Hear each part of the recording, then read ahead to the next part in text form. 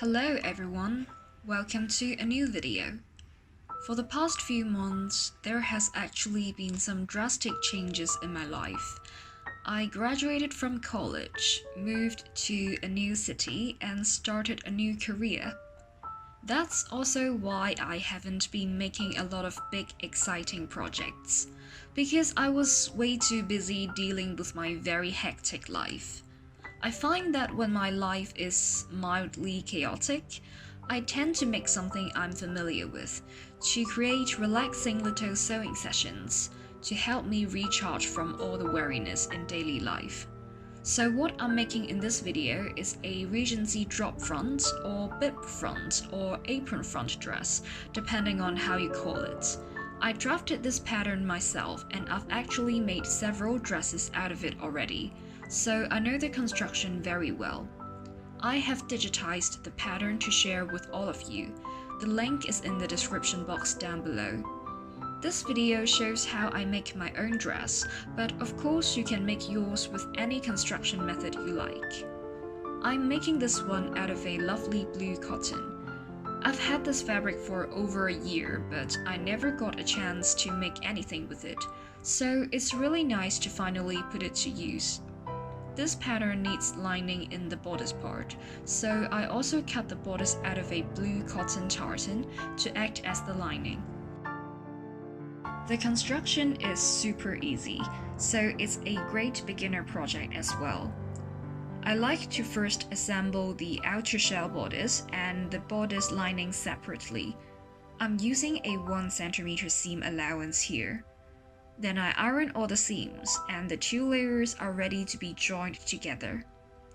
I like to join them by the neckline and do the rest of the lining with hand sewing, because I find that handling the neckline curve on the machine and then turning it is easier than doing it by hand. Then the bodice is ready for the sleeves. It was super quick. I gather the top of the sleeves to about 10 centimeters. Then the size of the sleeve head should be compatible with the armhole. On my pattern, I have marked all the matching points on both the sleeve and the bodice, so the sleeves are very easily set in. After the sleeves are done, I attach the skirt parts to the bodice. First, I create the two slits on the front of the skirt, so it could be attached to the bib front later. I usually just use a strip of fabric to create a sort of casing to bound the raw edges.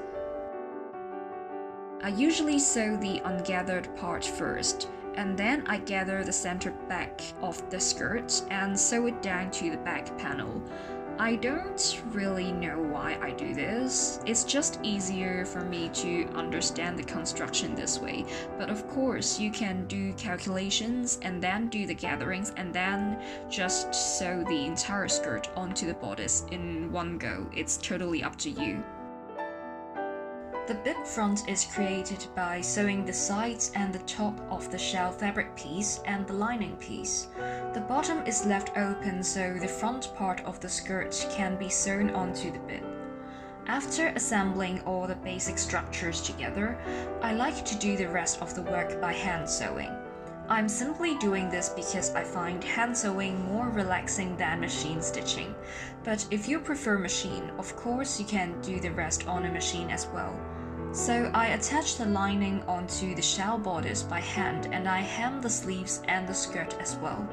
Because it is a very plain dress, I decided to add some ruffles to the bib front. I take a strip of fabric, hem the raw edges and did some smocking, then press it down to create a ruffle panel. And I used very tiny stitches to sew it onto the bib front.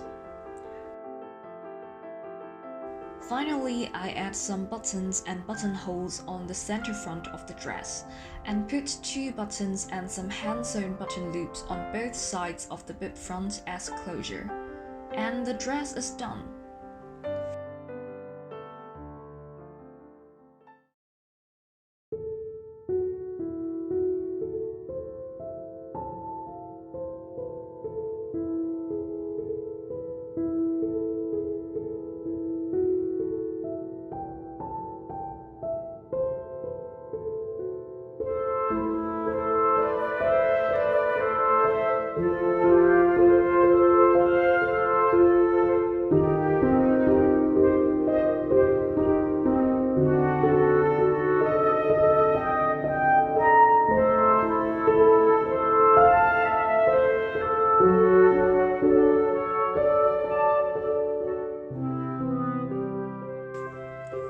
This dress definitely took me less than 2 days to make, so it could be a very good weekend project if you are also looking for some quick and easy dresses to make.